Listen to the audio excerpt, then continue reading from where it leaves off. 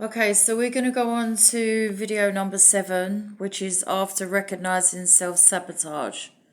So self-sabotage concentrates on deep unconscious subliminal impressions on the self, and this can be reenacting through negative drama that you've seen from childhood, feelings of low self-worth, sabotaging experiences of happiness, usually due to being more comfortable, in inverted commas, and apt to measure negative experiences as, you know, those that self-sabotage feel like it's a unknown experience if it's a good experience, a happy, wholesome one, shall we say.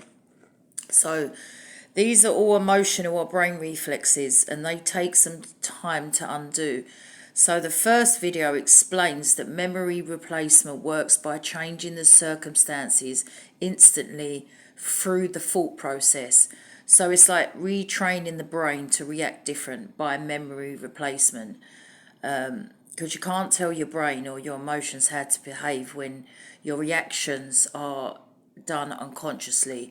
So the first step is to recognize and identify, to be conscious of them, because then they're in your control to change them.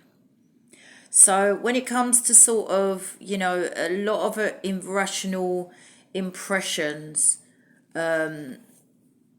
regardless of the circumstance, happen when you're in self-sabotage, or you just learn that. You maybe not know that you have learned that.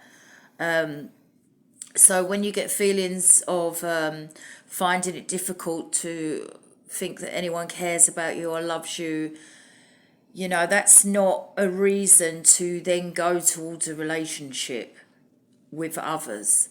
So that means you need to go to the self and refuse to love someone more than yourself, because without it, your love is disingenuous. So you really need to learn self-love in order to actually give healthy, real love.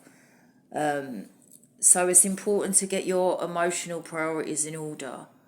Now, the reason why it's important to, with my first video, when it comes to memory replacement, is, and as I was explaining, you can't just tell your brain and your emotions how to behave, because it's all unconscious behavior.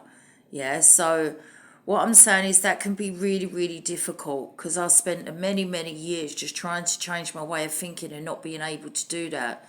Just instantly getting a brick wall. So it's about retraining, and actually coaxing and coercing that habit and that behaviour into a new behaviour and a new habit. And the only way to do that is to instantly replace it. So that's when we go to, using props to be placed into memory, in order for you to change the circumstances and look at it different.